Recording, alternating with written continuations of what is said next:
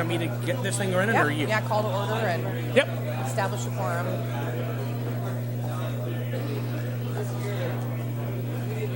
Come on, you got to get up here. We're going to dance. No? Good morning, everybody. Thank you so much for coming. We're going to call this meeting to order. What? Yeah, we got a pretty rowdy crowd here this morning. I want to thank you all for coming and taking the time out of your busy day and busy schedule to join us. First, I'd like to, again, thank you all for taking the time out of your busy schedules and work to hear about what we're doing in Morro Bay and how exciting things are and what we've got in the future as well. First, I'd like to call a quorum. I want to make sure that our board is here. Taylor Newton. Hi, Taylor. Maggie Jurin's here. Thank you, Maggie. Sean Green's right there next to her. And I have Ken Clark. Ken, I know you're here.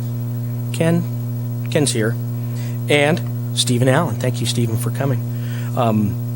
I'd also like to thank the city staff for being here.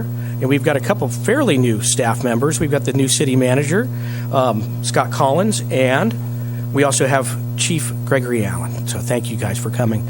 The other folks that I'd like to appreciate and thank very much for coming, Mayor Jamie Irons, Councilman Red Davis, John Heading, and Marlis McPherson, who I just got an opportunity to meet. So thank you all for coming, and thank you also for the chamber being here. Erica, thank you for being here. It's really exciting to see this mix of hotel, retail, restaurant, all in this one room. You know, this is the powerhouse of business, is what we do. And we all do it together. And so tourism really drives a lot of what we do, a lot of the quality of life that we have here in Morro Bay, but it also fills our retail space, it fills our restaurants. So for me, we all work hand in hand for the common goal of making this a real great destination and a real great place to live. Today we're going to be going over a 6-month review, and part of that is that the year hasn't ended yet. So we're pretty excited about what we have going on and what we have in the future. And with that, Jennifer Little has got the stage. So thank you again for coming. Good morning. By the way, that was Charlie Yates. He's my vice chair of the TBID board. So thank you, Charlie, very much. And thank all of you for coming today. I know your time is really precious, so I appreciate you coming out and spending some time with us. I think the show that we have here today of mix of restaurants and retails and hotels, city staff, I mean, it just says so much for how we've grown over this last year. And I couldn't ask for better turnout, so thank you. So I'm going to go through a 6-month review. This is December 31st. I'm sorry, from July to December 31st, showing how we're doing as far as tracking. And at the end, I'll have the city manager come up and he'll say a few words, and then we'll open it to questions for Scott Collins. So to start, I just wanted to talk briefly about what's been going on with not only us, but with city, county, state. I mean, it's been one heck of a ride, and you know, things have been so out of our control. It's really easy to control what happens inside our working facilities, but what happens with Mother Nature is just something that we can't control. And with Highway 41 closing and then Highway 1 still being closed, I mean, we've seen our share of really bad catastrophes. And the other interesting that's happened is outside of our area. So the big fires that happened mainly in Napa and Northern California, those hit national and international media, and they look at all of California as one whole entity. So it all affects us. Same thing with the mudslides in Santa Barbara. Even though it's not here, it still does affect us, and affects our overall occupancy because they think it's all California. So getting that word out that California is open, that SoCal is open, has been really important. We've been working really closely with our county partners and really tying tight to what they do and making sure that Morro Bay is top of mind when they're talking about the county. And I know when Highway 1 first closed, there was a real major focus on San Simeon and the North Coast, but we were seeing huge effects here. And myself reached out to county as well as some hoteliers and really pressed them to start promoting Morro Bay as well, because you know we were really hurting. So that, I think, just keeping top of mind and keeping really in their kind of eye view of what's going on and to keep in contact with them is really important. When Highway 1 closed just about a month ago, that happened right before our Winter Bird Festival. And, it was absolutely horrible. Poor Santa Barbara, they had such a difficult situation there, and it was really devastating. But what happened to all of us north of that was very impactful. That's really the only route for Solvang all the way up through our county. You couldn't get here unless you came up the 5 and then back over through the valley. It was just really, really difficult. And again, it happened literally right before the Winter Bird Festival, which is one of our biggest events of the year. And I went out and spoke with hotels individually, and they were at about 75% occupancy before the slide, and they dropped down to like 35%. It was that significant. And that's not here in our county, but it just shows you that impact. And so what we did as a group was I reached out to our agency, and we really reacted quickly. We were very nimble. Even though we have a marketing plan in place, that's just a basis, and we went outside that and really pushed to drive people up through the valley. So we really changed our ad buys and really focused on getting people coming down off of I-5 and in that inland valley. And we pressed our rooms back up, and I think the Bird Festival ended with only about 50 less total visitors than last year. So that's really strong, and that shows you that we were really effective with helping them recoup those numbers. So just to give you a brief overview of how our current marketing plan looks, there's all different aspects to it. As far as the overview goes, we really work hard to help grow and foster new events as well as our existing events. We're working hard to help grow business as far as groups that come into Morro Bay, which has been a little difficult with Highway 1 being closed because a lot of the international travelers are just postponing those trips right now. Overnight stay and occupancy during midweek is our number one top priority. So when we look to spend money, that's where I'm driving that look is, getting people here midweek, getting people here shoulder, not during summer. We're plenty good with summer numbers right now. And then mostly one of the really biggest things that we've been really working on with is growing this relationship that we have between retail and restaurant and the rental businesses. And it's evident by today and what we've been doing this last year as far as doing the passports and the different added values. And we're seeing overall growth in our community because of those relationships. So I thank all of them for getting on board.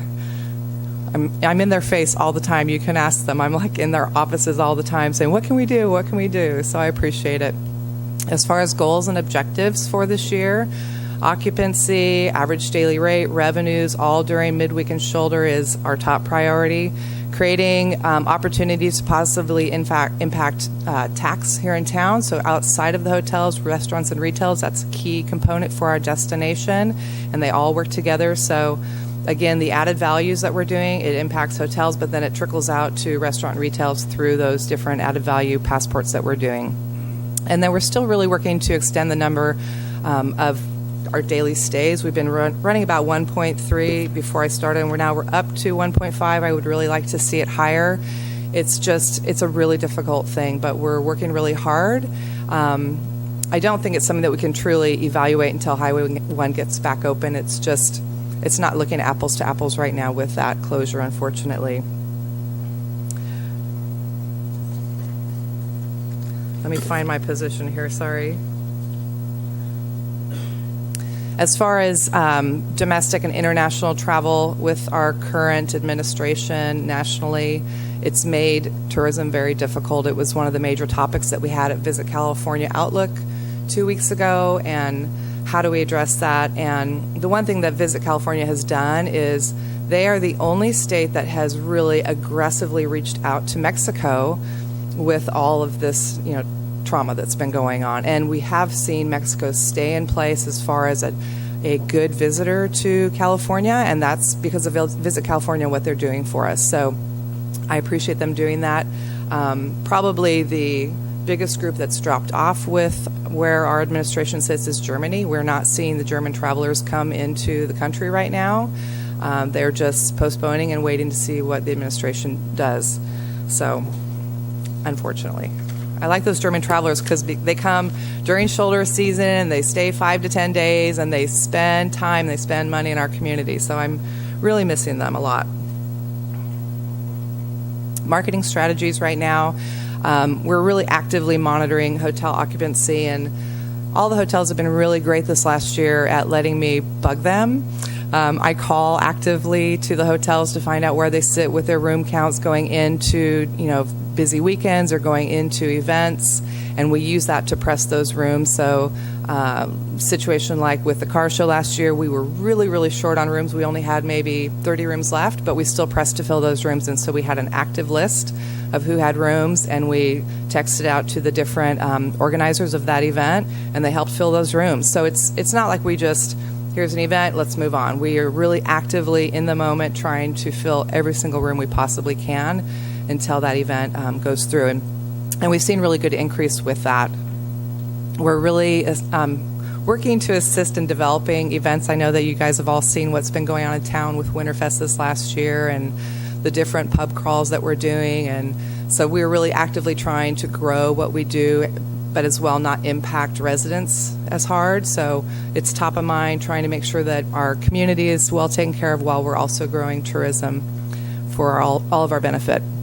We've implemented a new email campaign that we hired a professional team to come in and reevaluate how it looked. We actually did it with Constant Contact. They were very reasonable, and they reset up our campaign, and we're seeing higher response rate on that. We've worked really close with the permits department, and I think this is one thing that's really helping us capture groups. So we have a biweekly meeting that all the department heads go to, city department heads, and we actively talk about permits coming into town. They can be any different types of permits, and that gives me the ability to reach out to those groups for hotel rooms. So it's getting me in front of those opportunities before they're just here. So that's something new that's just been happening this last year, and it's just growing, and I think we're going to see it get even better this next year. Are you guys excited? You're really quiet right now. Oh my gosh. Building relationships with the International Visit California offices. So we have the Netherlands Visit California office that's actively coming to Morro Bay in April. They're going to be staying here for 2 nights. So those type of relationships will really help us grow our destination. And then I mentioned earlier adapting our media. So based on if something happens that's outside of our control, we will adapt our media and change things to capture those people back. morrobay.org, we actively review the website and content and do weekly updates. Liz Gilson and Shannon McAllister at my office, they are really actively involved with that. They check for hotels that fall off. We have a constant problem with hotels falling off a Jackrabbit and not showing. So they're really actively staying on top of that, which I appreciate. So the current target profiles that we have in our marketing plan, there's 3 primary categories, and they kind of filter into subcategories. As you'll see, we have our families. That's just who we will always be. Going after active families is really what we want to promote, that outdoor activity. Come to Morro Bay and sail or paddle or spend time outside on our beaches and hike. And so that active family is what we're really going after. They usually stay a longer time than just the day stays. Different types of couples. So there's all different couples, active baby boomers, millennials, people seeking romance to come over, just on a brief stay like we did for Valentine's Day. And then groups. So the groups is a little different than what some destinations do, because we have limited hotels that have full service. We have one, to be honest. We really go after all different levels of groups. We go after multi-generational travelers that are coming for reunions, and we go after girls coming to get together from college, and bus tours. It's not as strong as I would like to see. I'd like to see that grow, and I think Highway 1 reopening will help that. Foreign independent travelers is a big category for us that we are looking to grow. They usually drive from LAX or San Francisco, and they stay for a couple days, which is really nice. And then the meeting incentive convention exhibit, that's called MICE category. So we do actively go after them, but again, we're really limited on what we can offer them. So we try to think out of the box and look at putting them at maybe like Windows at the Water for doing an evening event and then staying in hotels. But it is definitely a hard group for us to get into with just the makeup of our hotels. The geographics that we go after with those different profiles are Southern California. We go in all the various counties down there, and we hit it pretty hard. Santa Barbara is a huge draw for us. Ventura is a really huge draw for us. Those People down there, they have money, they travel, it's close for them. It's, a 2-hour drive. It's not a big deal to come up and spend a couple days here.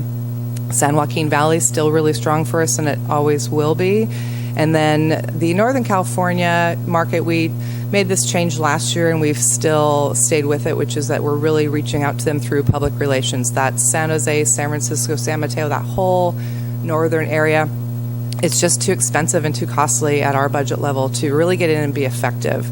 So going through the channels of public relations has really been the best opportunity for us to get into those markets.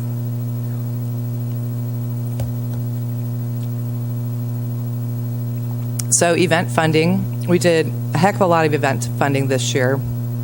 This year, more than any other year, we funded $126,000 in events. And it's really opened up a new opportunity for us. And I had a task force that I put together that was hoteliers, restaurant retailers, business entities that were here, and we sat down and we really looked at, before the marketing plan was done for this year, of what do we need to do to grow Morro Bay, and events was really top of mind. And so we really talked about that.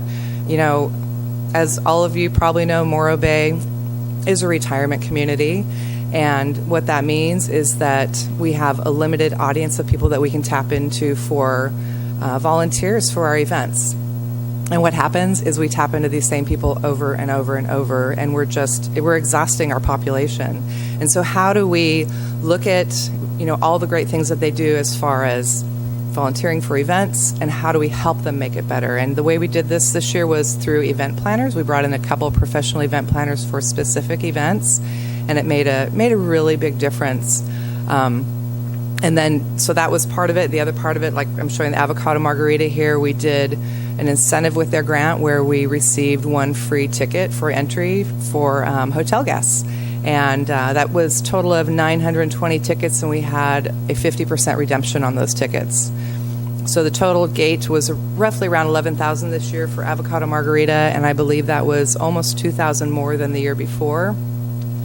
I think hotels had a lot to do with that. We had 450 rooms that used their tickets, and most likely those people were not alone in their room. Most people travel as a pair. So I think we can make an assumption that there was probably close to 1,000 new patrons that went through the gate that were hotel guests. So I think that's really strong for us.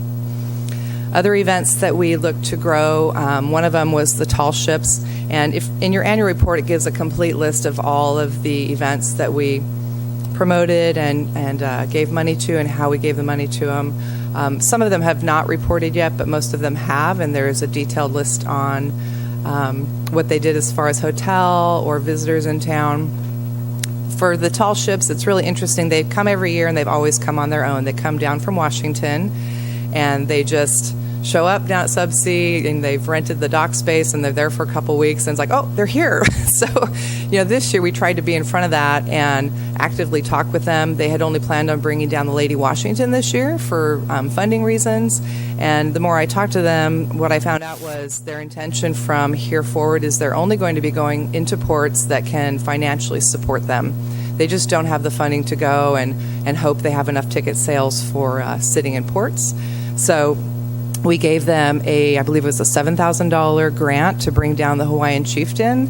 And so the two boats were here for an extended stay. It actually extended even more because of the Ventura fire. So they were scheduled to go to Ventura, and they couldn't, obviously, with the weather and the air condition. So they stayed in Morro Bay, which was good for us, bad for them. But anyway, they had a total of 906 total visitors that came on their boats.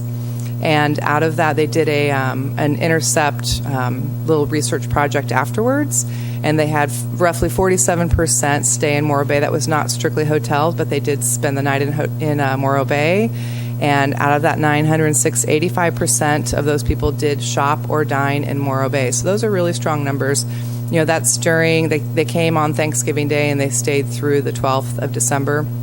So that's really key time for us when you've got kids out of school through Thanksgiving, and driving those families here and staying here is really a key component for me, and I was thrilled to have them. New event funding, we did several different new events. I have Winterfest on here as an example. I'll talk a little bit about that.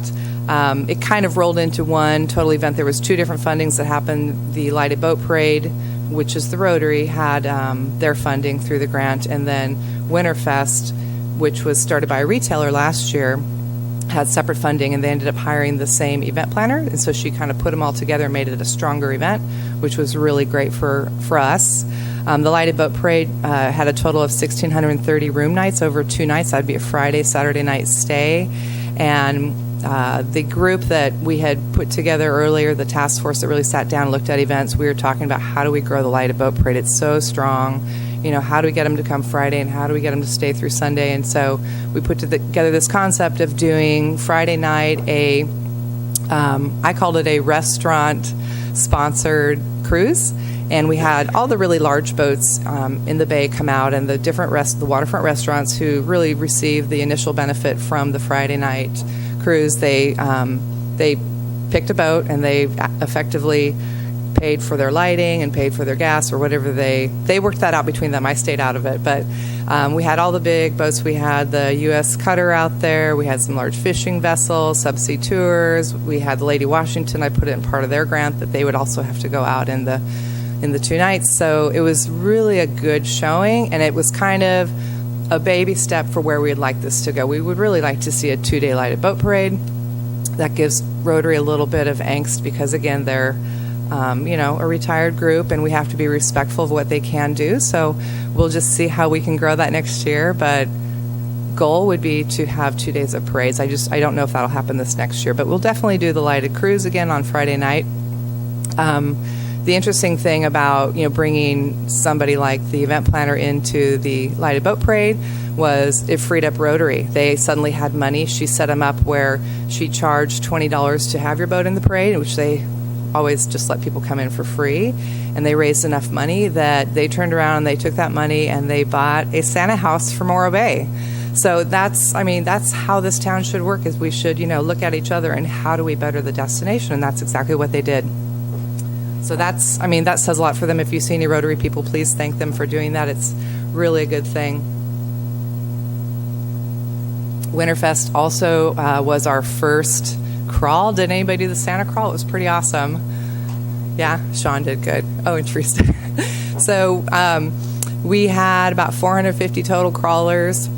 Really interesting group of people. There were some residents, there was some out of town, some county people. A lot of people stayed the night. I talked with one girl who actually works at a hotel, and she stayed at a different hotel that night because she didn't want to drive. And that's exactly what we're looking to do, is to talk them into spending the night. We don't want people driving. And so it was also another really good example of where city staff came on board, and our police force was out. They were walking the beat that night, which they were really good sports about. Thank you, Chief Allen. They were really good. And they also came out and manned the crosswalk during the Santa House on the Lighted Boat Parade because it was a very busy night. So, again, it's all that coming together as one big group.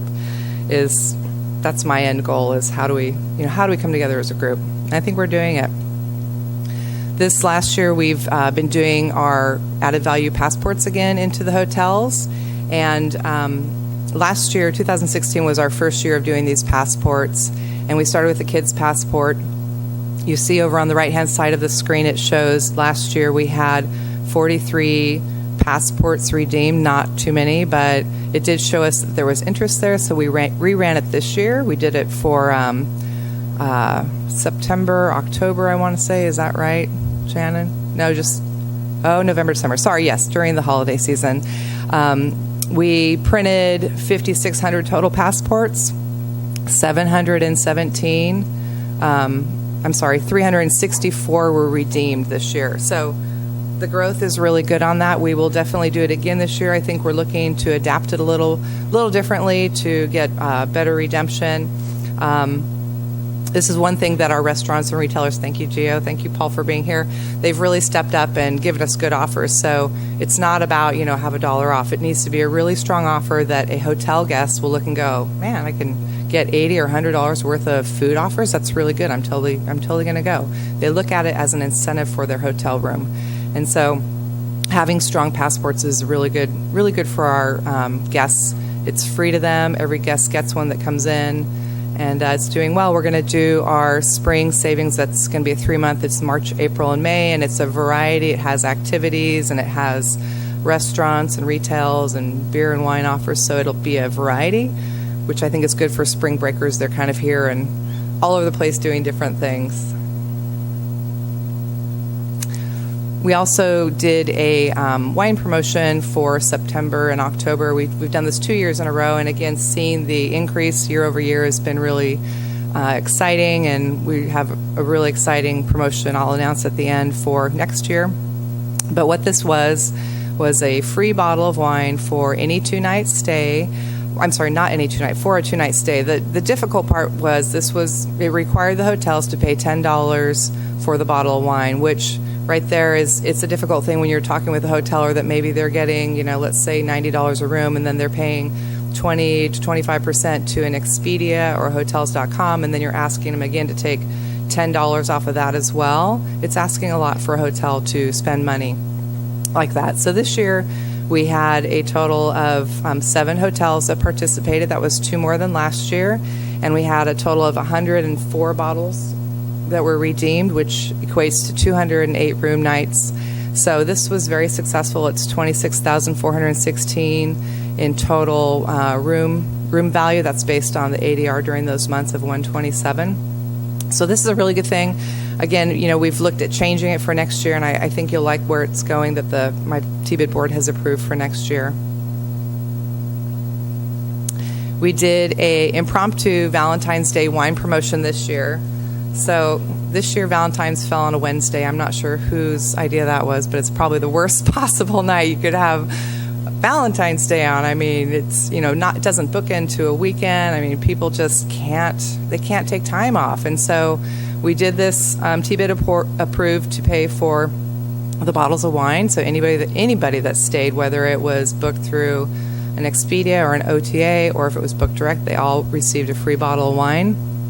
We had a total of 295 rooms booked for that night. Before the promotion started, we had roughly about 225 rooms. So we increased it significantly. The total room nights equals about $9,000 in value, and that's roughly the ADR is $98 during February. So again, it's very successful, and I think it shows that hotel guests want to be incentivized, and we'll keep going that route for this next year. Thank you, Stack's Wine Bar, for coming on board. So I'm going to talk about our website a little bit and get into the aspects of it. I mentioned earlier we've made a couple changes. One thing is we have this new weekly e-blast that has a new look with our new logo on it. You've probably seen it coming through in the last few weeks. And we are seeing an increase on that. We're seeing a better increase in hotel guests clicking on it. We have a total list of approximately 21,000 people that we send this out to. And it's basically to incentivize travel is what we're all about for this. So we talk about events, and at the bottom we go into the different hotels that are offering specials, and we're willing to put any hotel up there that has an offer that's strong. So we actively ask hotels every single week to send us their offers, and we put them up there. Our average open rate has grown. It's over 15% now with this new look, which I'm very happy with, and we'll keep growing it. It's pretty new. It's only been out for about a month and a half, so I think we'll see that open rate go up even more.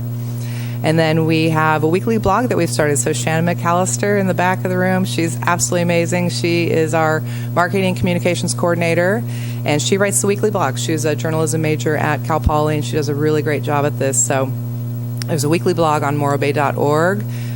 She started the first one was a year ago, July, and she had 4 people open it. So, I mean, it's definitely growing. I'm thrilled with how it's growing. I've listed out here the top 5 blogs that have been popular this year, and getting over 300. Obviously, avocado margarita, everybody loves. What's not to love about that? But it's doing really well, and I'm thrilled with it. And it gives people an opportunity to see what's going on in Morro Bay besides just our normal e-blast that we send out.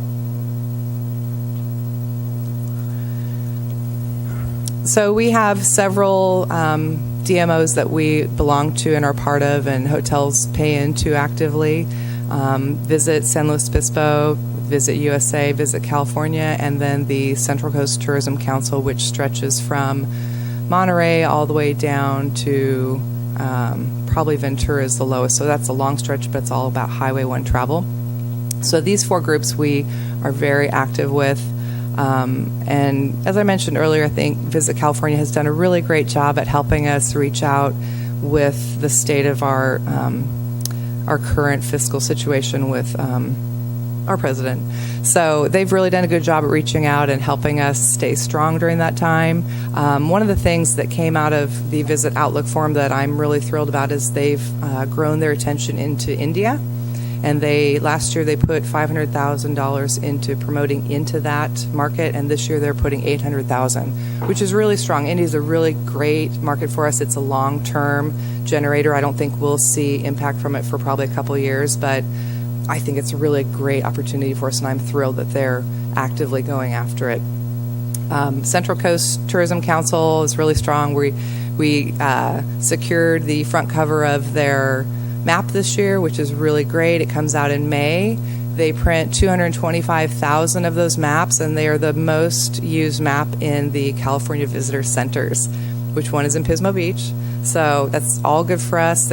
People actively pick those up, and it's a really, really good thing for us. The cost was $10,000, which is a lot for us, but the impact is going to be enormous, so we're thrilled to have that opportunity. And then SloCal, I know that there's different opinions on SloCal as far as from our hotels.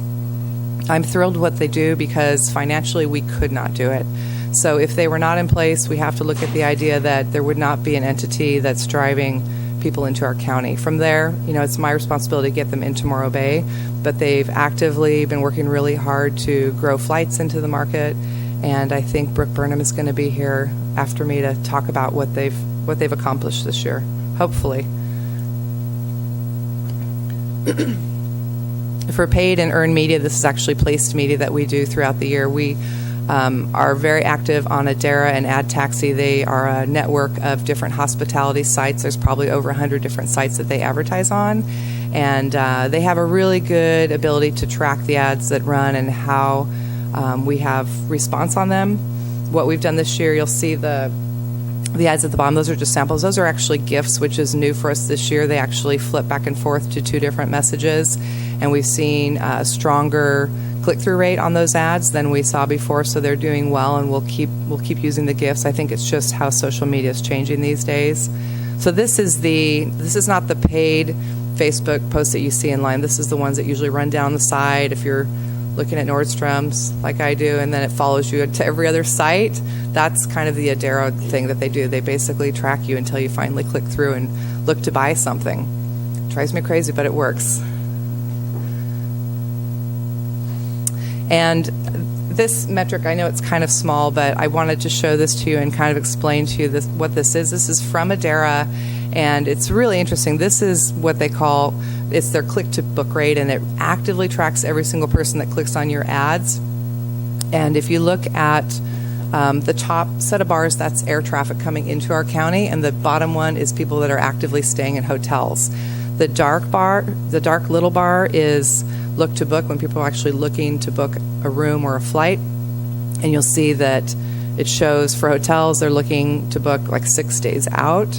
And if you look at the green bar, that's advanced purchase, when people are actually purchasing their flight or their hotel room. Flights obviously are far out, but then you look at hotels, they're booking hotel rooms at 26 days. I mean, that's really short for us. That's a shorter window than we've ever had. And I think it's because of social media and where social media is changing our how we buy things, unfortunately.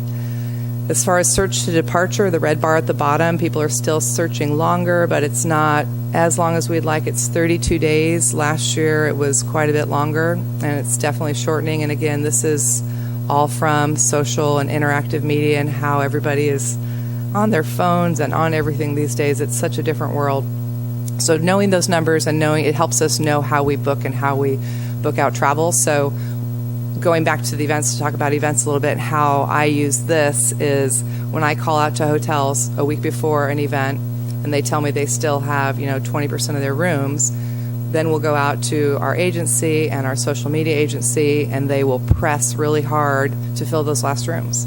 So it's adapting based on what is filled or not filled, and that's how we really use these numbers, because people are still booking, really close to when they're coming, which is too bad, but it just is where we are as a society.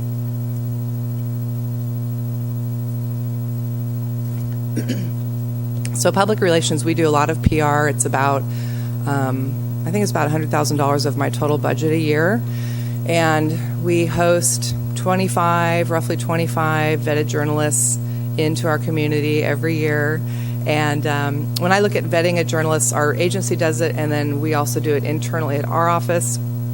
It's about the publications that they represent, and it's also about how many publications they represent or how many articles they're looking at writing, because one article is not enough for me. It costs me roughly about $1,000 to host each journalist by the time I food them and I house them and I get them here and whatever their requirements are. So I really want to have those dollars be really effective. Public relations is much better than paid media. I mean, it just is. People look at an article that's been in their favorite publications, whether it's Wall Street Journal or whatever it is, and they look at it as a credible resource for looking at whatever that topic is, where if you buy an ad, they look at it differently. So the PR component is really important to us.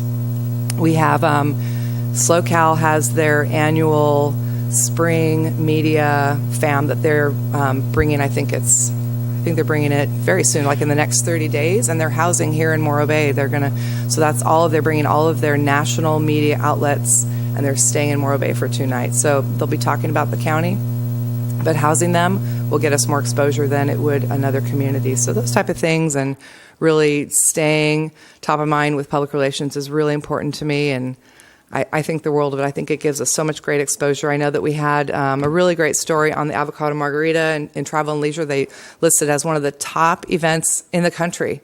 I mean, that's just amazing to me for Little Morro Bay. I mean, that's really, really strong, and we're getting that type of exposure. I know Erica's probably like thinking, how can I take more people at the avocado margarita? But it's exposure. It's exposure to Morro Bay, and it gets people to come here for other things. So it's really good. PR is a great thing.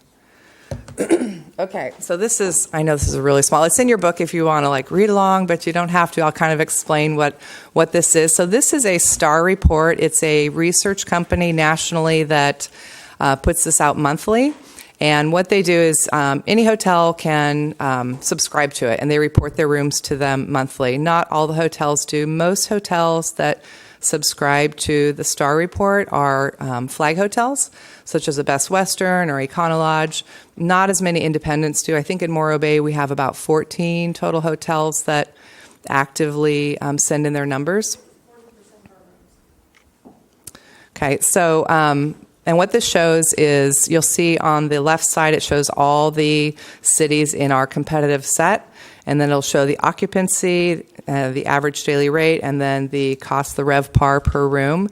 I circled Morro Bay. You see this is January year over year. It's showing that we're up about 1% for January.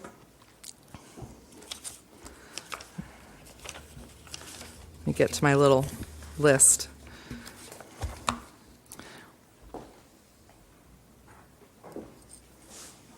Now I got to get my cheaters on. So if you look at the total occupancy, you'll see that there's Morro Bay, and Pismo is 2 below it. It shows Pismo at 54.9% this year, and they were at 49.7% last year. But if you go all the way over to the right side, over here, you'll see they've had a huge room increase. They've had a 6.2% room increase. So it's really not apples to apples when you're looking at these numbers over here and showing that Pismo has an increase. They've had an increase mainly because of their hotel stock has grown, which is great. I mean, it's good for us as a county-wide, but that's where you're seeing the number change. If you look at the numbers overall, Atascadero is flat, Cambria down 3%. We're showing up 1% for January. Paso is up 1%. San Luis is up 2%. San Simeon is down 3%. North Coast overall is down 3%. So I guess what I'm showing you is that a lot of this has to do with what's been going on with Highway 1 and our inability to resolve that. It's outside of our control for resolving that. But our numbers are strong. They are not where I would like to see them grow, but overall with our competitive set, we're doing really well. really well is like a loose term I'm using because it's not really well. We're not growing 20%, but when you look at the competitive set, our numbers are strong. And until we get Highway 1 open, analyzing exactly where we're going to be is really not feasible. And supposedly it's going to be opened in September, which I can't wait. So the Tourism Board has set up key indicators, KPIs, that we use for auditing our work and how we're tracking. And with the road closure, what I've done here is I've done a 3-year comparison to kind of show you how our numbers are looking. So our TOT, which is our Tourism Occupancy Tax, you'll see overall, over the 3 years, it's grown a little over 6%. Occupancy has grown 2%. And what that really shows you is the occupancy is where we really need to grow. We need more rooms. The rooms are higher, which is why the TOT is higher. But for hoteliers, they really need the total occupancy up is what they really need. So city likes the TOT up. Hotels like the occupancy and the ADR up. ADR has grown over the 3-year course. It's at a little over 6%. And then the RevPAR, which is a equation that the hoteliers use on what it costs to convert a room or flip a room, has also grown 7%. Jen, it's in your book if you... Okay, you're fine. Just so it's in your book, you guys, if you want to look through it. You're more than welcome to. So these are some of the KPIs, and these we directly use to evaluate how we're doing. The difficult thing is that we can't directly analyze if somebody is on morrowbay.org and they're looking at booking a room, they actually go over and book a room. That's not us. That's just everybody in the tourism industry. There's no way at this point to really adequately do that. And Adara, who is our big media partner, they're actually looking at some new algorithms that might allow us to track whether those rooms are actually being booked. We haven't seen how much that's going to cost or how it'll work, but I'm really interested to see how it goes. Some of the other KPIs that we do is Jackrabbit. So Jackrabbit is the search engine on morrowbay.org that'll show you the listing of all the hotel rooms and all the prices for that specific night that you're looking for. It doesn't cost the hotels anything. It's paid through TBID, and all it's doing is it's scraping the prices off of the individual hotels' websites. So once you say, yeah, I want to stay at Anderson Inn, you click and it takes you to their site. And that's where we lose our tracking ability to see if we're being effective. Once they're on the individual hotel sites, we can't see if they've booked a room, which is why I go back out and I actively call, or my staff calls, and try to see how we're doing going into events or big weekends to see if we are, filling rooms based on what we're selling. It's a really difficult thing, but so that's one of the KPIs that we have. And then the hotel referrals, which is when they're looking at Jackrabbit and then they click over, that's the referral part of it, is up 28% over the 3-year evaluation. And then the website, so the website is down a little bit, which is one of the reasons why we're looking at morrowbay.org and how do we change that site to better those numbers. But overall, over the 3 years, we are up 40% overall for growth as far as unique people coming to the site. It should be higher, and I would like to see it higher. Hopefully next year we'll have a better situation. These are the KPIs, the key indicator points for our paid and digital and social media impressions. So this is a really wide variety of things, but this is basically if we place an ad on Adara or if we promote something on Facebook, this shows you how the conversion is. So the digital paid impression is pretty strong. The click-throughs are doing good. The CTR is the click-through rate, so we're at 0.22% of people actually clicking through to whatever that item is that they're looking at. It could be an event. It could be just a posting. We seem to get higher traffic that clicks over from images that are more of fun, not hard-driving things. So like the otters. The otters get like huge numbers. People click through for the otters, and they click through for the sunsets. But again, it's showing them the destination and getting them onto our site is really the key. The percentage of people that we're converting, meaning they're actually clicking on and they're clicking over and looking at morrowbay.org, is 2.58%. I think this can be a lot higher. One of the things that we're really struggling with is the morobay.org site. It's 2.5 years old, and it's just antiquated now. One of the other things that is happening right now that is a national trend is, I'm sure a lot of people have a Alexa in their home or in their car, or your auto speak on your phone. Well, those don't track through Google right now, and so if you ask your phone to look up something, there's no way for us to track it. And so I'm sure at some point they're going to catch up and we'll be able to see those trackings. But we've seen our numbers steadily change, and I think it's mainly because the voice search is growing, and it's going to keep growing. I mean, it's going to be, a big part of what we do eventually. And then down below is the KPIs for public relations. I talked earlier about the PR, and the media impressions that we get are really high. The estimated total coverage, which that means if there's a story that ran in Country Living, the total cost if we bought that ad size, that's how they relate the price to it. So for looking at the estimated coverage, it's about $1.1 million, and it's $8.39 million in estimated ad value, that if we wanted to buy that ad space, that's what it would cost us. All of this, if you look at the bottom number, it boils down to hosting 13 journalists. I mean, that's pretty huge. I mean, that goes back to looking at why PR is so important to us, and we will definitely keep it in place and keep it growing. I'm almost done. So social media followers. So Travis Ford is here. Travis does all of our social media, does a great job. And I really like that he's a Morro Bay person, because he knows Morro Bay, and he also represents a lot of different events and restaurant and retailers.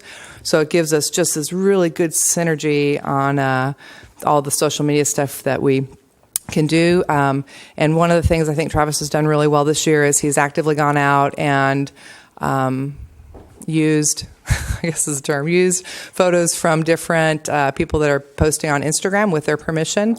And so it's given us a really great base of photos that we can use with their permission on our site, and it's upgraded our quality that we're showing on our site. So it's been a really good thing.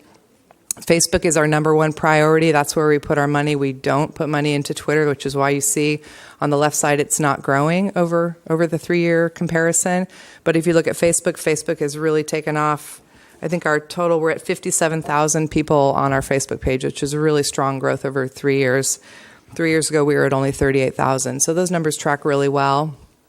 And lots of positive comments. So that's all because of Travis and what he does. If you look at the graph on the right, the Facebook influence, so one of the things that you'll see, it shows that the reach has really grown and the video views has really grown.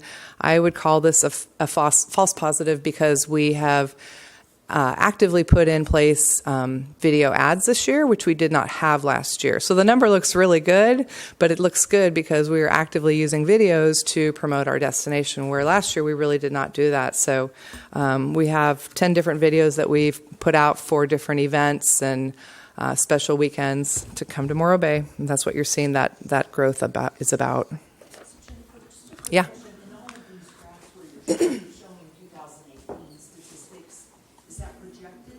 No, this is, so this year is 2017-18. So this is from July 1 to December 31st, 6-month review.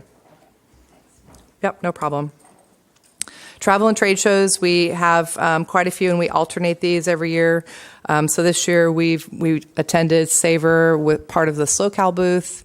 We were one of 2 DMOs there. The other one was the Tascadero, which is a good fit for us because very different.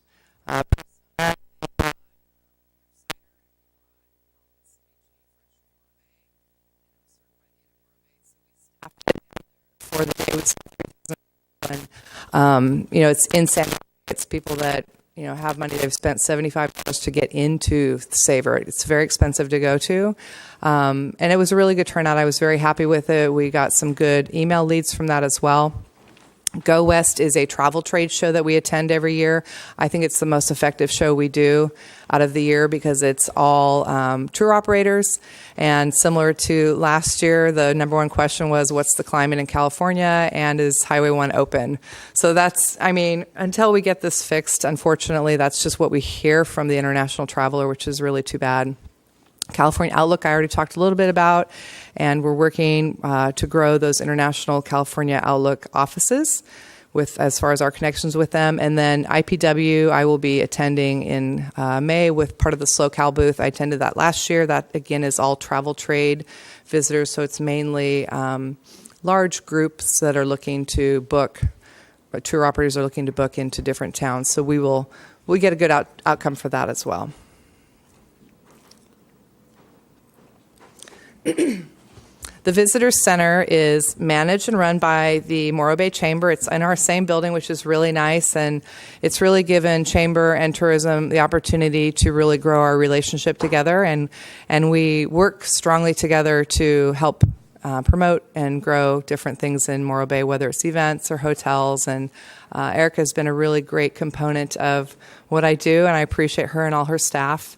Overall, Visitor Center, the honest bottom line is it's not a great location. It's not visitor serving, and we just don't see the numbers there because really of the location more than anything. I did not do a 3-year comparison on this. I can tell you it's significantly different as far as people coming into the visitor center, and that is directly related to the location. What people are looking at, you'll see there's a complete list of what they're actively asking for, whether they're calling or they're coming in. Total inquiries into the visitor center was roughly 3,500 people, and that can grow. That can grow a lot. Erica's right with me on that. So we're eyeballing different buildings on a daily basis. We'll see where that goes. It all costs money. That's the bottom line, and the building doesn't cost money right now, so it makes it a little difficult. So I put the 6-month budget review from Jennifer Calloway in here, and it's not meant for you to read up there. I just put it up there so you guys can see it. It's in your handout, but basically we're tracking right along really well. Administration costs so far for the first 6 months of the year, we've spent $103,000. Destination marketing component is $134,000. Regional agency and marketing is $50,000, and then the direct agency marketing is $236,000, which is the mental marketing part of the contract with paid placement. So that's interesting. So what's new for 2018-19, which is really just around the corner? I mean, it's going to be here so quick, it's not even funny. I'm almost done, I promise. So our added value passport, we have, we're actively growing these passports, and really what bottom line is restaurants and retailers have really stepped up. They've given us really strong offers, and we're at a point now where I can call them and they give it to me over the phone, which I really appreciate the people that are here today that do that. It's made it a huge opportunity for our hotels to promote that out, and we really promote it very hard.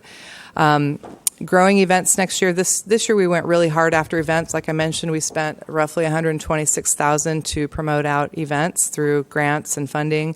And this next year, depending on how our budgets fall with council directive, we'll have to look a little harder at the events and what events we promote out that are really visitor serving and fill hotel rooms. So I think in the next couple months we'll have a good idea of where that sits. So this is really exciting. This is a wine promotion that the TBID board has approved.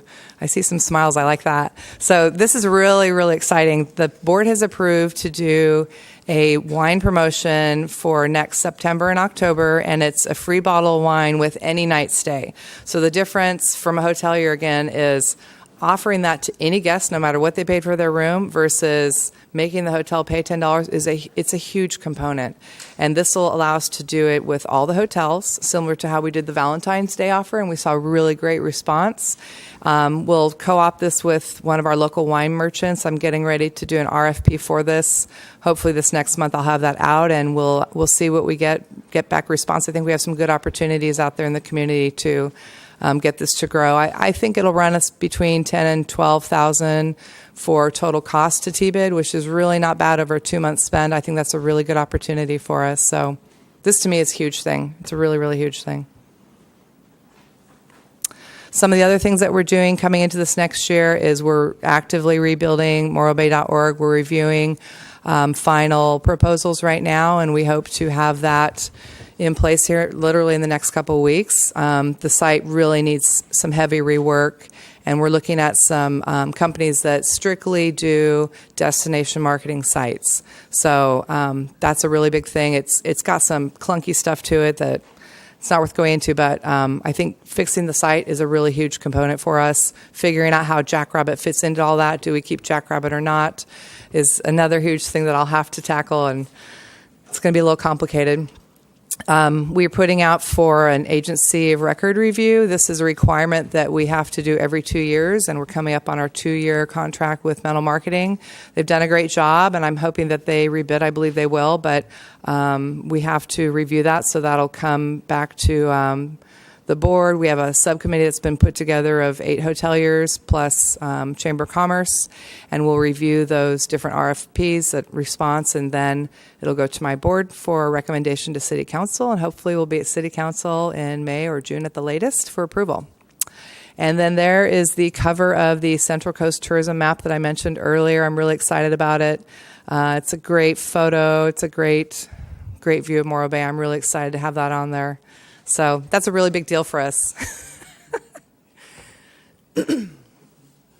So this is my last closing statement to all of you is none of this can be done without everybody's involvement. That means downtown, Embarcadero, restaurant, retail. It doesn't matter whether you're a mom and pop store or a 5-star hotel. Everybody has to actively be involved. And I think we're going there. We're not there yet, but we're really working hard to get there. And the amount of people that have really helped this year has been staggering. And I really appreciate all the help. And it can get better. It can get better and keep helping us grow.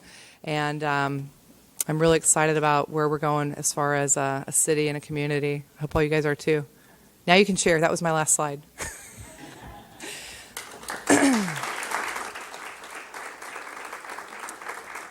So is Brooke here from SoCal yet or not? No?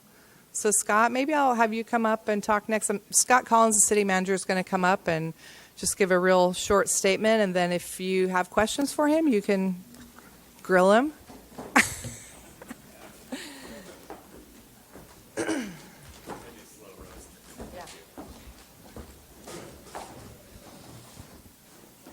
Good morning, everyone.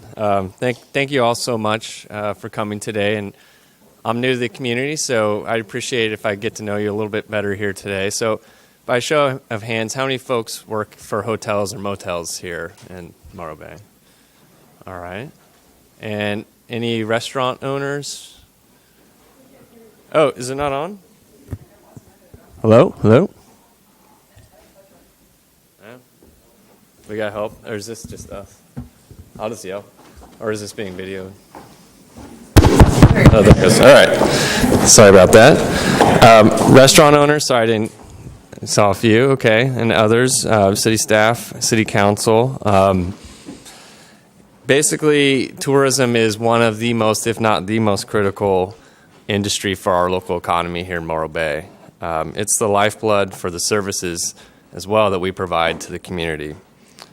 We believe that the transient occupancy tax or hotel tax is the most fair taxation method for the city to ensure that our visitors to the region, to the city, pay their fair share for those services and infrastructure that we all rely upon.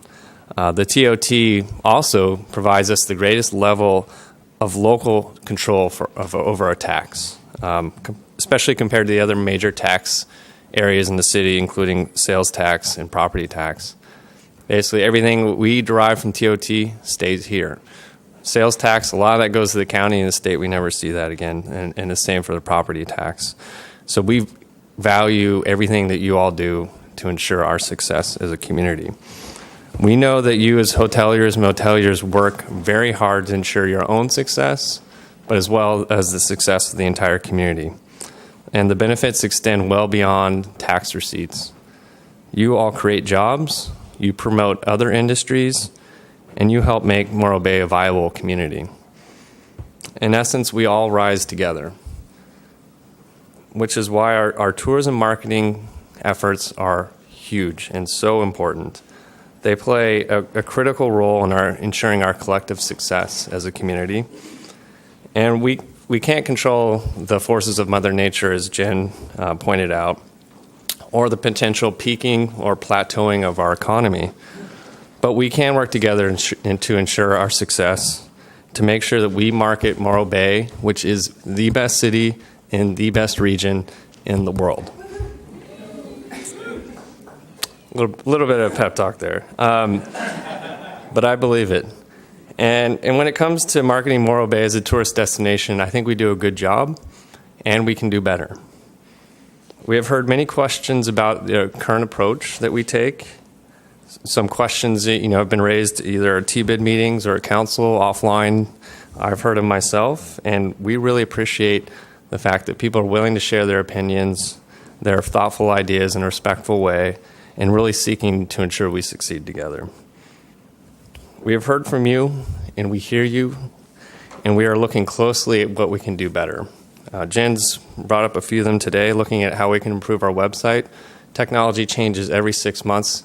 It's actually accelerating faster than that, and we're behind the curve. So we need to improve our website. We also need to look at our current marketing and PR efforts and see if maybe we can do it better. And we need to assure that we are tracking success in the right ways so that people feel that we're doing the right things and we can prove it. And importantly, within that discussion, we're going to be taking an item to City Council in the coming months prior to the fiscal year 18-19 budget to review the overall effectiveness of tourism. So today is a good test run. We will discuss also in that discussion how we can join forces with the vacation rental owners and RV park owners to make sure they are paying their fair share in the benefits that they already accrue through the TBID efforts. And in that discussion, City Council will take a close look at the general fund contribution that we make to the TBID and also the support that's provided through our administration. We hope that you all continue to participate in that discussion. It's very important that we hear from you. That discussion will allow us to look at how we determine if we're successful, to look at and challenge our assumptions, and help build a strategy that creates success for us moving forward. I want to say I appreciate the patience that the TBID board has shown me as a new city manager. I come from Santa Cruz, so I appreciate tourism, and I understand a little bit of how it works. And I'm also trying to learn the entire organization as well as the community and get to know everyone. So it's taking some time. But I'm committed to learning quickly, to partnering closely with all of you, and forging a lasting and effective partnership with hoteliers, moteliers, restaurant owners, and everyone else. That will take some time, so I urge patience and continuing sharing of your ideas. Lastly, I'd like to thank the TBID members here today. You're a formidable group. We learn a lot from all of you. We also want to thank the efforts of SlowCal and others who inform our strategies and help us succeed. So with that, I'd like to open it up to public comment. Any questions that folks have or just statements they want to provide. I don't know how we want to orchestrate that, but... So we'll start with whoever wants to raise their hand. We have a lot of city staff here, including myself, who can answer questions, or if you just want to provide a statement, we'll make sure to record that. Yeah, so anybody want to raise their hand if they want to speak, or have any questions?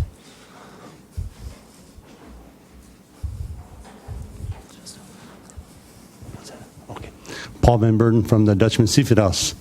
I have a question. They were doing some paving, I think, not restriping, excuse me, but new blacktop. And the parking lot across the street from, the restaurant and everything else getting done, but that parking lot did not, get new blacktop and new striping. I was wondering why. Well, good question. Of course, the one staff member who isn't able to be here today is Rob Blyvik, who probably could answer that question. So I don't want to speculate. So we can get back to you on why that was. I'm sure there's a good reason, but yeah, I don't know what that is. Next question, anyone?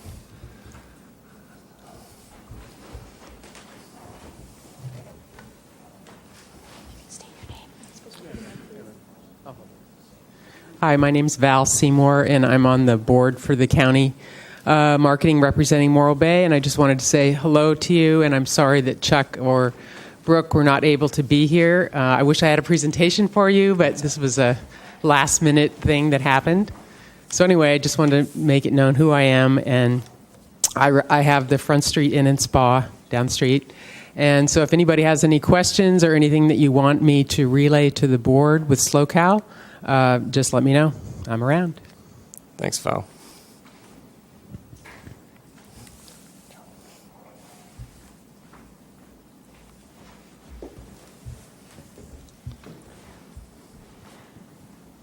So I don't know. I'm Joan Solu, and I received my information, my binder yesterday for last year's revenue for a hotel.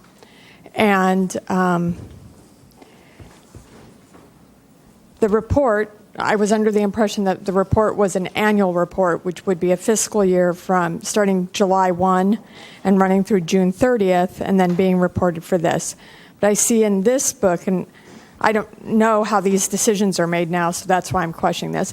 I see in this book that this is not a full fiscal year. This is a 6-month. And then when we look at charts, the charts in the booklet are a comparison over 2 years, but they're only a 6-month comparison of 2 years, and it shows a 6.7% growth over 2 years, but it should be reflecting a year-on-year growth because it should be an annual report, which would be 1%. So the charts look like we've grown 6.7%, but we can't take 2 years of figures to a bank as business owners when we're looking for a loan. They look at what our current annual TOT is, what our current annual RevPAR is, and what our current annual occupancy percentages are. They don't look at a 2-year, 6-month comparison year on year. So what I'm saying is that for me, for my information that I need, these reports are skewed to look differently than the information actually should be. So I'd like to see kind of from us as hoteliers, it's legally supposed to be a 1-year report anyhow, according to the law and the ordinance. So let's have a 1-year report. And then the other thing I'd like to say is in the report, and Jennifer gave some great marketing information for us, where we can cling on to and kind of compress for our own hotels and businesses for the upcoming year. But I would like to see, we know from spending thousands and thousands and thousands of dollars on destination marketing studies that about 38% of our business comes from Northern California in this community. That's a lot of business. That's a lot of guests. That's a lot of restaurant plates. That's a lot of drink cups. That's a lot of business. And I think we need to be doing direct marketing there. And quite frankly, if we're not sure if we're still seeing impact from that region, maybe we should ask the hotels to do a study. We have addresses and phone numbers going back years for our customers. We can easily go into our reservation database and give you our percentages. And we always have been willing to do that in the past, and I'm sure we'd be willing to do it in the future. Because it's so important to us to open up every market, because we see what it looks like when a market gets closed. Mm-hmm. So if we're not marketing to 1/3 of our customers, maybe we should reduce the percentage by 1/3 that we're paying in. That's all I want to say.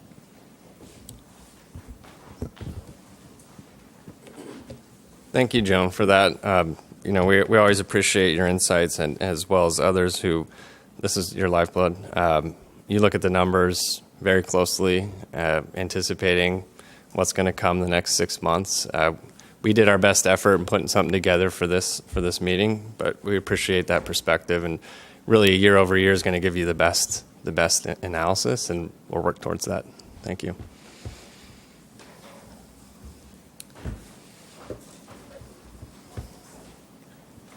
Hi, my name is Nish, Morro Crest Inn. It's kind of curious. It's proven that the Avocado Festival was a big hit. Any chance of increasing it to 2 days, having the guests staying 2 nights instead of 1? Even any of the events like Avila has the brunch on wheels, something small like that could bring in customers.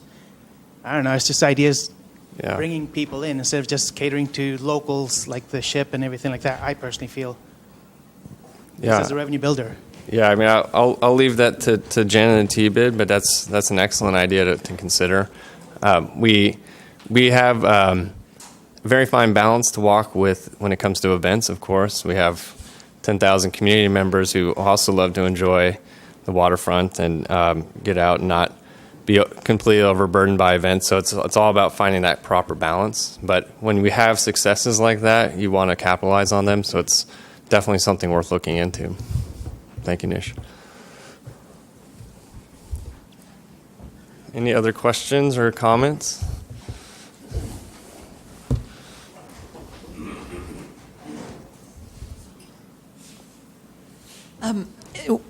A while back, there was the plan to redo the Embarcadero. There were two different plans out there, and where they're going to make it one-way traffic or whatever. Where does that stand? Is the city still pursuing that? I'll ask, maybe, Scott, do you want to come up or take the mic? Yeah. So Scott Graham is our community planning director. Thanks. Hi, everybody. So the plan was adopted by the City Council back in January 2016. So it's in place. It's the Embarcadero Sidewalk Widening Project. We're rolling some of the components of that. It's the Embarcadero Sidewalk Widening Project in the Centennial Plaza component, and we're going down the road on two fronts on that. Council's authorized staff to go out to see if we can find someone to redevelop the property that contains what used to be DeStasio's restaurant and the parking lot below.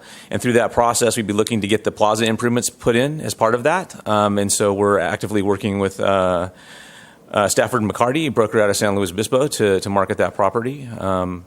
And so that's one half of it. The other half is the Embarcadero and sidewalk widening, and we're pushing some of those policies out into the ongoing effort to update our general plan and local coastal program, and putting policies into the documents that are associated with that as the implementation tool, because those were plans that were adopted, but there wasn't really an implementation component, and that would be pushed out again through zoning and general plan and LCP. So that's where we're at with that. And we're due to have our general plan and LCP complete in September-ish of this year. So that's kind of where we're at. We're making progress on those and trying to bring those forward as we speak. So, okay.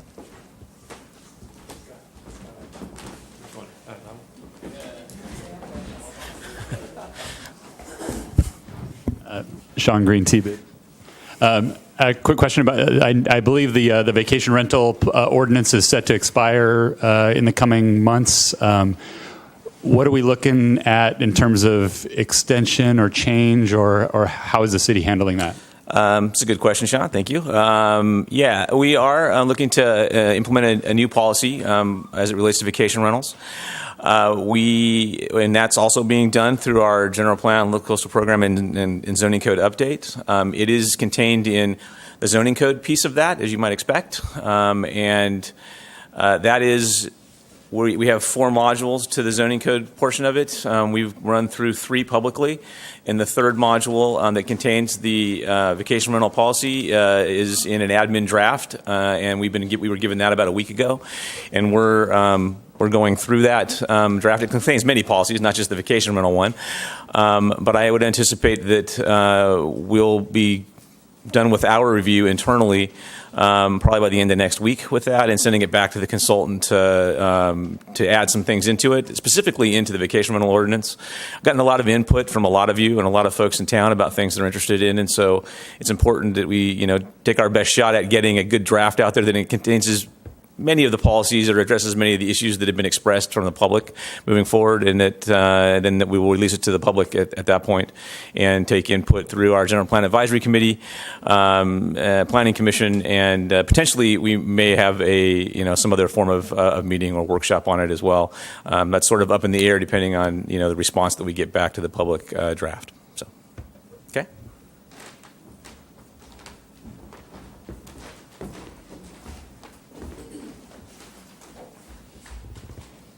Hi, Charlie Yates at TBID, but I want to comment about what draws people here to Morro Bay, and a lot of what draws people here are nature, boats, fishing, kayaking activities. And I'm here to represent right now, at the moment, the Central Coast Maritime Museum, doing business as the Morro Bay Maritime Museum, with exciting news that we are going to be opening our doors this fall. We've built the building, and I have to really thank the City of Morro Bay and the Harbor Department for the assistance that they've given us in permitting and helping us get the property there.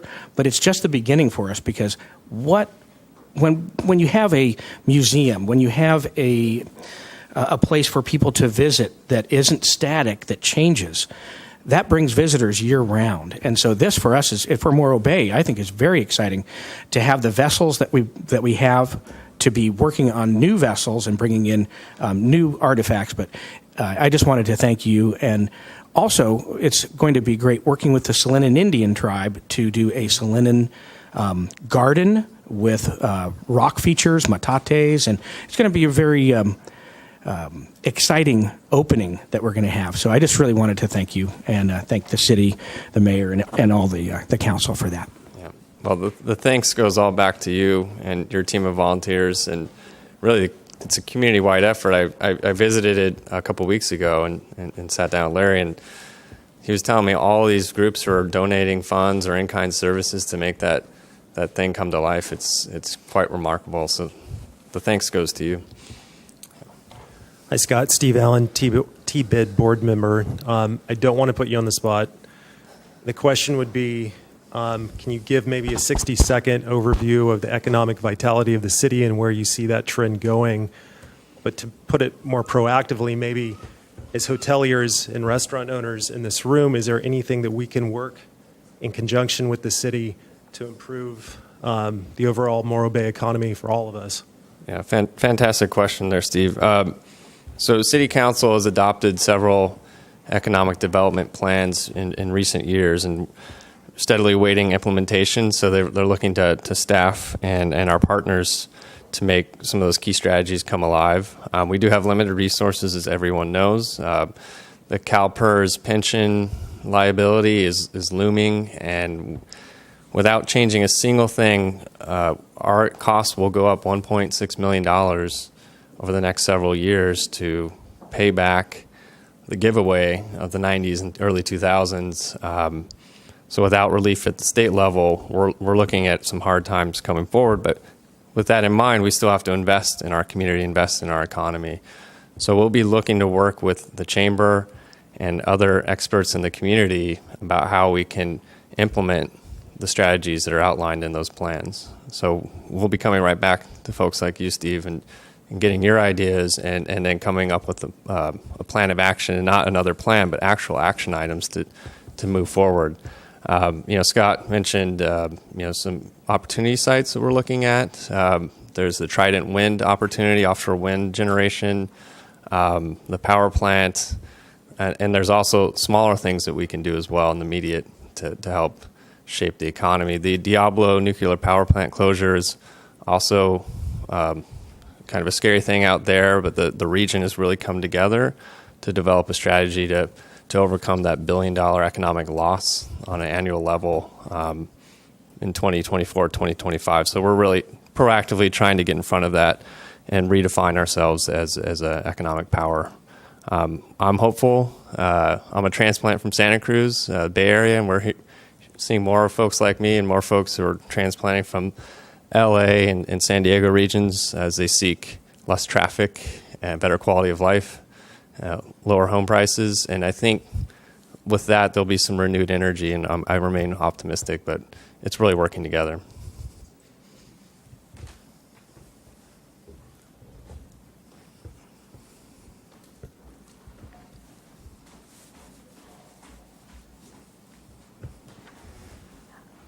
And so it's Joan, and I'm not. You just brought up something that we were sitting at the table looking at, which is the 6-month budget. There's a 6-month budget in here, and it shows that for tourism administration, we're at $103,000 for 6 months, so we would be at like $207,000 at the end of a year. And most of that is in administration and payroll.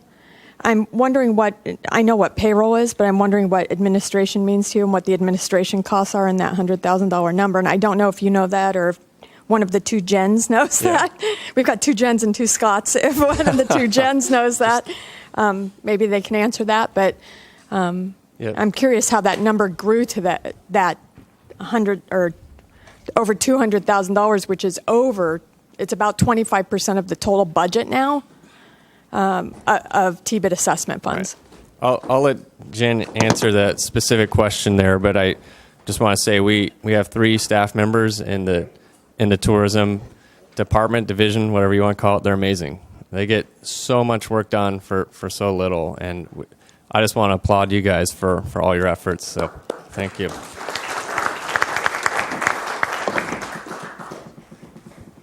Hi.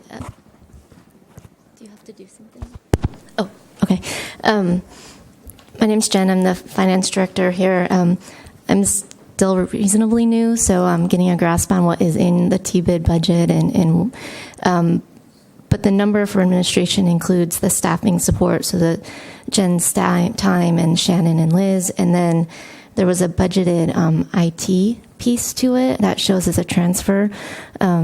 Scott mentioned that we're going to be visiting what the general fund contribution is per the resolution, and that's a question we have is, we didn't develop the budget, so we're working with what the numbers were, but there is a piece of it that's for IT support, and I know the resolution kind of addresses that, so we'll have to have a conversation if that should be in there or not. We have made the charges, so it's hit the budget. We can adjust that if we need to later on, but that's probably what's throwing it off a little bit, is that's incorporated in there. If that helps.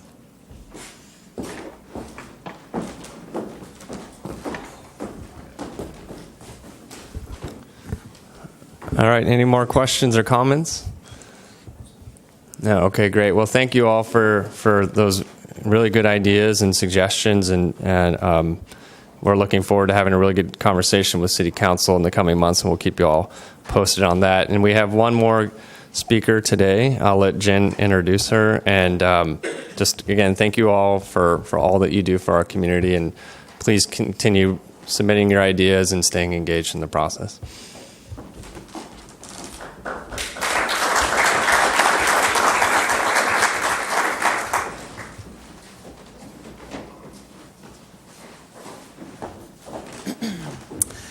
So we have one last presentation from SLOCAL, our great, and I have Brooke here, which is really exciting. So Chuck Davidson was supposed to speak, and he's stuck in an airport. He was supposed to land at 9, and so we're lucky enough to have Brooke, and I think you'll really enjoy hearing what she has to say with what the county's doing, and they've been a really great partner for us. I've been really thrilled with what we've been able to do with them, and looking forward to hearing what she has to say.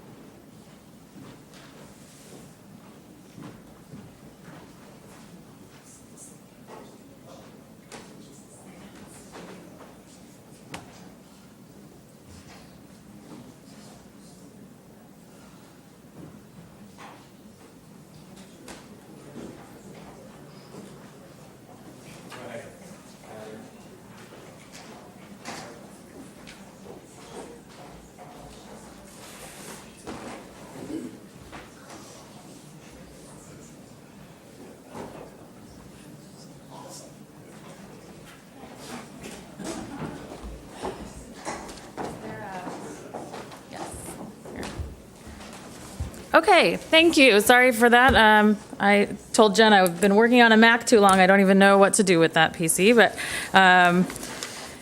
Chuck sends his regrets of not being able to be here. The weather impeded his air transportation. He was attending a Cal Travel board meeting in Sacramento. So thank you for your patience and for having me here. I'm Brooke Burnham. I'm the Vice President of Marketing for Visit SoCal.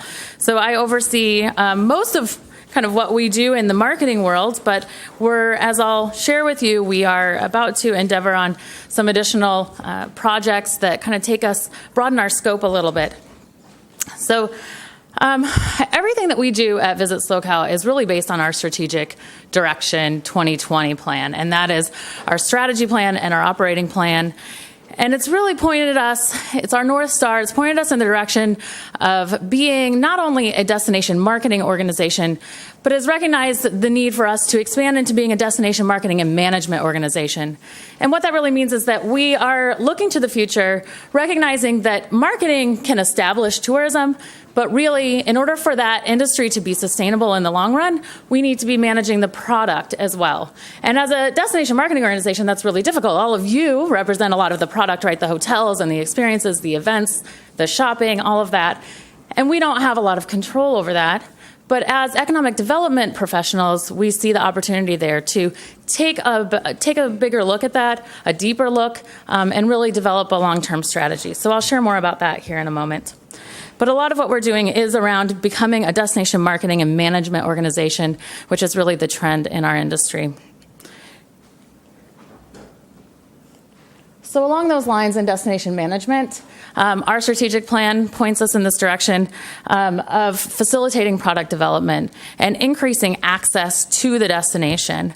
So a lot of that for us has been flight development so far. We were very successful last year in establishing 2 new flight markets in Denver and Seattle. I know we're all very excited about that, and we're looking ahead now to increase visitation or increase service this April with additional flights, a second daily flight in Denver, as well as increased capacity because of larger planes. So we continue to do that. About half of our marketing plan, our actual ad dollars, go to fly markets. So we take a leadership role. We work closely with the EVC and the airport, of course, to make this happen, but meeting with the airlines and committing our support in the marketing sense to making these flights successful. We get a weekly report, for example, from Alaska to really track the success of the flight to Seattle. And we also support the Wine Flies Free program for them that they launched with us from the beginning, for the first time actually launched from the beginning of a new flight. So destination development is another area that we see as part of our strategic plan, and that's really expanding the product offerings here in SoCal. And one of the ways that we recognize that we could do that, especially in the shoulder season and the off season, is through a conference center. And so last year we conducted a conference center feasibility study that did demonstrate that if we had a larger facility that could bring in larger groups, big conferences and conventions, that it would support midweek business, shoulder season travel with that larger event space. So we did that study, and then we passed it on to the community so that they could utilize that information and the results of that study to pursue that type of a facility. And then as we look forward, we really are about to embark on a comprehensive destination development plan. And this is a strategic look at the product that we have and opportunities for growth and development, understanding that we need our destination to be sustainable, our industry to be sustainable, and that means, bringing on new product, attracting new people, but that also means making sure that we're respectful to the residents. We cannot function as a destination without our communities, without the workers, without the volunteers, and we recognize that. There's been a lot of buzz in our industry lately about over-tourism and folks that have over-marketed without being smart and strategic, and with an eye to that long-term prospect. So this is a 9 to 12 month process that we're about to embark on. It starts with some economic impact calculations and some visitor volume studies. We'll get into that a little bit more, but really it's a collaborative process. So as we look at this process, it's about engaging all of our communities, and you can imagine at a county level, that's quite a few of them. That's engaging a lot of people. It's not just business leaders, it's really getting to the residents as well, and engaging all of our community from a tourism perspective. But beyond that, tourism can't be successful without the success of other industries as well, including infrastructure and government-led development. So it really is comprehensive. It's not just tourism focused, and it's engaging with people at every level. So this is a pretty big undertaking. That's why it's taking 9 to 12 months to complete. And it really tries to look in the long term, so 20 to 30 years down the road. So there's a lot of information, so I'll just kind of try to sum it up for you really quick. But really our next big steps, we're hiring a destination development manager or community affairs director. We're kind of figuring out that title still, but that's kind of our next step, as well as establishing a steering committee. And so I mentioned that it kind of involves a lot of people at a lot of different levels. So we're looking at a variety of different people represented on that steering committee in order to help this process along and help us with that engagement. It's really important for us to have community buy-in and community participation in this effort. And then those first two steps are the visitor volume tracking. And so we'll be doing a visitor volume study as well as an economic impact analysis. And we've worked with the contractor on this program. These studies are being conducted by Tourism Economics, a leader in the industry in economic development assessments. And we've worked with them to offer this down to the community level. So we're buying in at the county level to understand visitation and economic impact for the entire county. But then each community can choose to opt in at a very much reduced rate to get some specific information about visitor volume to your community and that economic impact of tourism specific to your area. So we try to do that wherever we can, look for opportunities that our investment in something can be translated to a lesser investment to each of our DMOs and our communities within the county.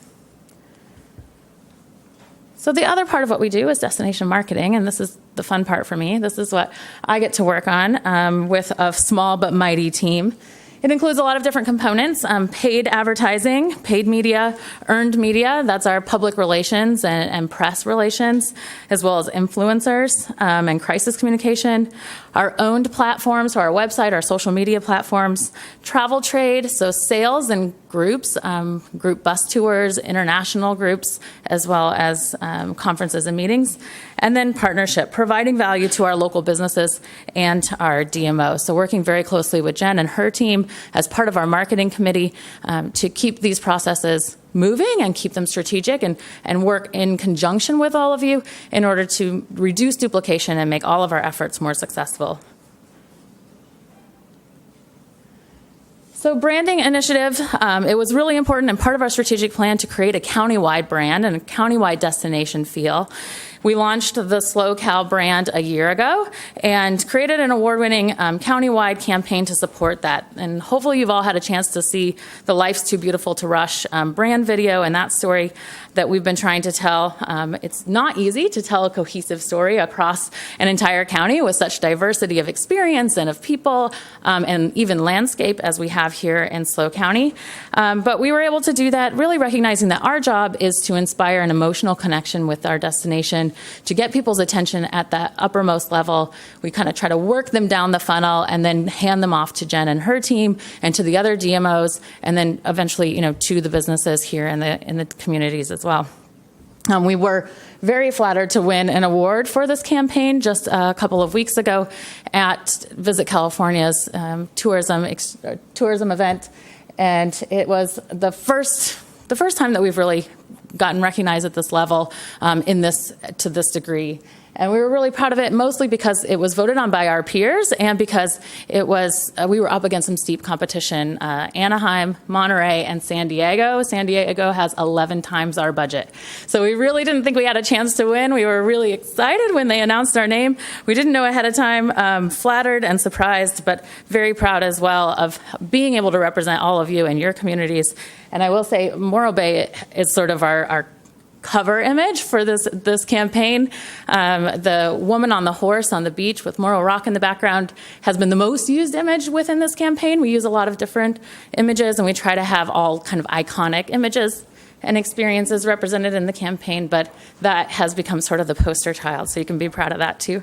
So looking at our paid media, this spring campaign that we just launched has about $950,000 just in paid advertising as part of it. Overall, for the fiscal year, our paid ad campaign is about $1.2 million. So we did a fall push, and then we do a sort of winter into spring push, really trying to drive visitation in the shoulder seasons, in the off season. Sometimes people get nervous that we're just all about more people, and we're like, we're booked in July, we're good, thanks. And especially residents who want to appreciate the quality of life tourism brings them, but don't feel like they can get out there and experience it during the peak season. We hear that, and we're really going after people to round out those seasons, really trying to spread people out throughout, and going after a higher caliber guest. So a guest that's going to stay longer and spend more and have a higher impact per person, not just more bodies. So it's really important to us about who we're trying to reach and when. So we go after currently 6 target markets. That's about what we think our budget can support. We're very specific within those markets. We can't afford to market to everyone in LA or San Francisco, but we do target those two. About half our budget goes to those 2 markets, and then the other half is the fly markets, split about 15% for each of Seattle, Denver, and Phoenix, and about 5% very specifically targeted in Las Vegas because of the flight to Santa Maria. We go after 3 personas. That does drill down into 4 brand pillars, and we're in conversations about having also the sort of brand platform and foundation that gets even more detailed. But our personas are an active adventurer, a little bit younger traveler, but someone that's really into being active outdoors. That means different things to different people. It could mean a bike ride along the Embarcadero. It could mean bagging peaks on the trails out here, or mountain biking Montana de Oro. So it has a broad spectrum. But people that are looking for an active component as part of their vacation. And then Mom to the Max, that's our family travel segment. And that's very strong here with tide pools and aquariums and museums and different types of experiences. Really, it's more of the mom that, done with Disney or doesn't want to do Disney very often. I can relate to that as a mom. But still wants that connection. Our brand is all about connecting with the things we love, with the experiences we love, and with the people that we love. And so that's really what we try to sell the Mom to the Max as having that real, authentic experience and time to slow down and connect as a family. And then the cultured class, and that is more about the experiences that we love, the great, appreciating great food and wine and culture, and we have a lot of that here. There's definitely some overlap. You'll see, they aren't exclusive of each other, and that's really nice when it comes to our storytelling. Our 4 brand pillars, we see family experience, outdoor recreation, food and wine, and then arts and culture. And so those kind of weave within each of these to varying degrees, but they kind of ladder up to these personas that we're targeting in each of those 6 markets. So earned media is really important to what we do. We just signed a few months ago a new national PR firm that's located in Denver and New York. Turner PR is their name. And I actually had the privilege of working with them at the destination I was at before I came to SoCal just over a year ago. They're a leader in the field, specifically specializing in travel and tourism, and have already gotten some great coverage for us. So we're excited to have that new strategic plan launched. And then owned media, our visitor magazine, our online content. We have a new strategic content plan, as well as our brand ambassador program. If you haven't seen that, search hashtag SoSlowCal. We're recruiting folks right now. So if you think of yourself as a potential influencer or someone who likes to write or take photos or do videos, and you think you represent the brand of SoCal, please engage with that. We're really excited to be engaging locals, having locals tell the brand story from a first-person perspective. So outreach and communication around crisis communications. Now, it's not a fun part of the marketing job. Unfortunately, it's an area that I've had a lot of experience in my career. But We take it very seriously. We have a lot of responsibility to make all of you successful. And so Highway 1 being closed, we're watching very closely today. You know, the rain's happening to the south. Hopefully, you know, with 101 closed, that was really short. Thankfully, they were able to get that reopen pretty quickly. But we're constantly watching and messaging around that, as well as working with our leadership for those relationships, making sure that they're keeping top of mind how important this is and the impact. We did a lot of outreach around the Pfeiffer Bridge opening, which maybe seems a little counterproductive, but we needed to make sure that our elected officials and our leadership understood that just because that bridge was open didn't solve the problem, that a lot of that impact is down here. And I think sometimes it's really easy to see the damage being done to the north and not for them to not keep top of mind the impacts that are happening down here. So know that we continue to work that as part of Chuck's trip to Cal Travel to Sacramento this week. So that continues to be part of what we're doing, the advocacy.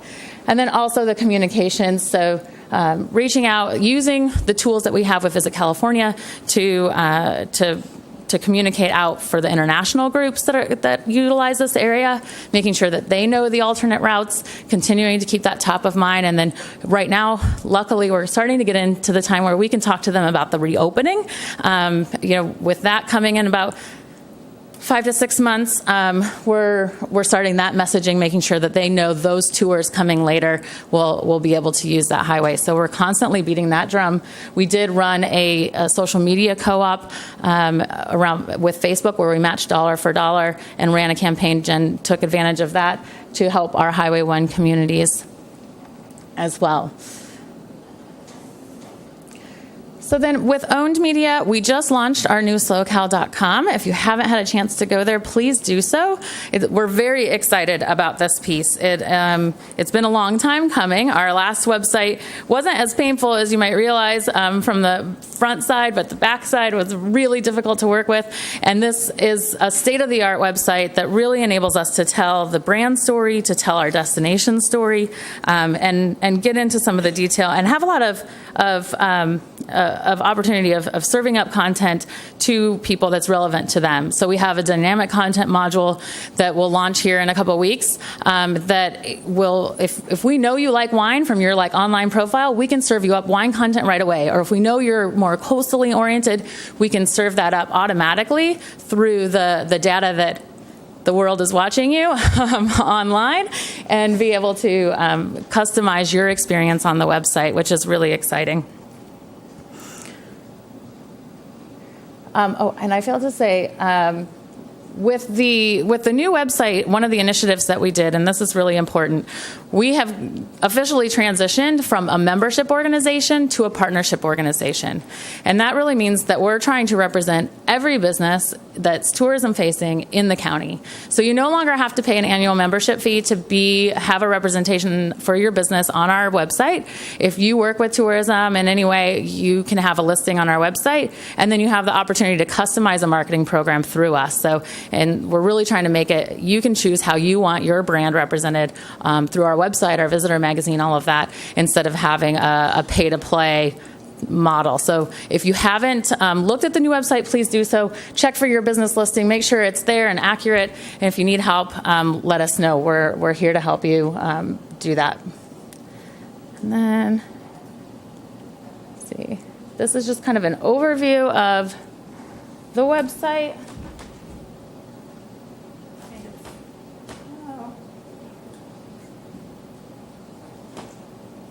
Or not, sorry. I might have gotten too fancy on this one, and it's not a...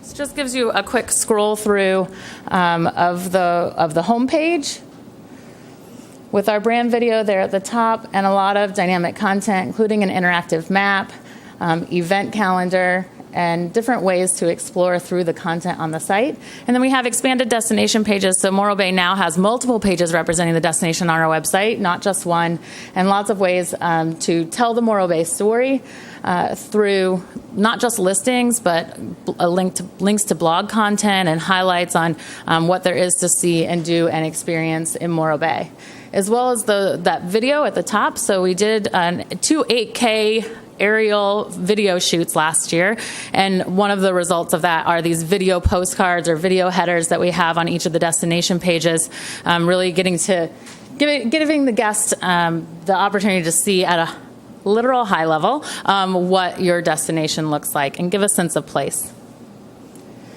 So we've embarked on a lot of new photography. We went out and took photos of every lodging property, every hotel and motel in the county, so that we could have quality photos on our website for each of our investors. And then we continue to develop our brand assets around Morro Bay, including some of that aerial footage, which Morro Bay shows really nicely in this aerial footage.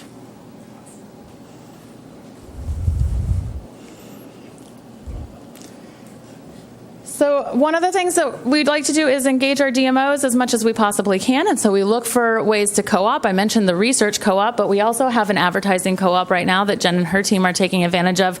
I mentioned that $1.2 million ad buy. Well, through that ad buy, we have partners that have a lot of expertise. They have algorithms and tools that are customized, that they've built, that you have to spend a lot of money for them to engage with them, to utilize those tools. And so we're leveraging our investment there to do co-ops with folks like Jen in order to get access to some of those tools and the optimization, and really take that SlowCal brand and bring it down to the destinations within the county. So it's a sort of an experiment. We haven't done this type of a co-op before, so we're really excited to see how it works this spring.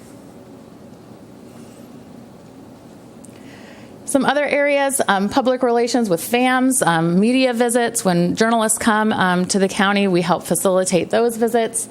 Own media, I mentioned that strategic content plan that we have, and then the expanded Morro Bay pages on the website, as well as sales, travel trade, FAMs come through, trade shows. Morro Bay is joining us at IPW and has been for a while. We really enjoy that partnership. And then events like Savor on the Road. And Morro Bay came with us. We do an event installation. We take what used to be Savor the Central Coast. Now we take it on the road, and we go to food and wine events in our target markets and set up there and give them a taste of, literally and figuratively, of what SlowCal has to offer as a destination, and entice them to come and visit us. And that was a great partnership to have Morro Bay at the event in San Diego. Really briefly on our international markets, this is an important area of growth. We continue to work these markets. They fluctuate mostly based on economy, a little bit based on politics, but really it's a long-term game. You know, we're not working this for visitation tomorrow. It's really 6, 12, 36 months into the future that these tend to come to fruition. And so we continue to work. Canada, Mexico, UK, Ireland, and China are kind of our top emerging markets. Europe is pretty well established. Canada is arguably well established, but it fluctuates so much with the economy, and they're very Florida focused. So there's a lot of opportunity there to continue to grow Central Coast visitation. And then Mexico and China are kind of most opportunity markets and looking long term.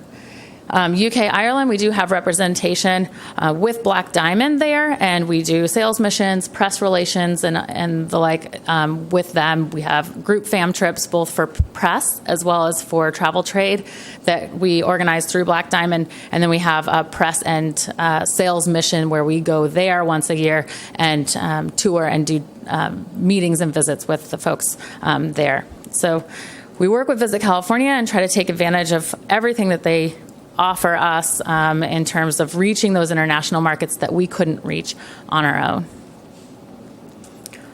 I covered a lot, I know, and I talk really fast. So I will do my best to answer any questions that you all have about Visit SlowCal and what we're doing as a county in the tourism world.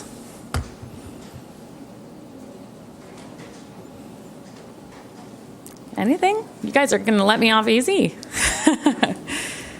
All right. Well, thank you so much for having me. I hope I did Chuck proud. Thanks, Jen. Thank you, Brooke. That's all we have for today. Thank you, everyone, for coming and staying through all the presentations. Appreciate it.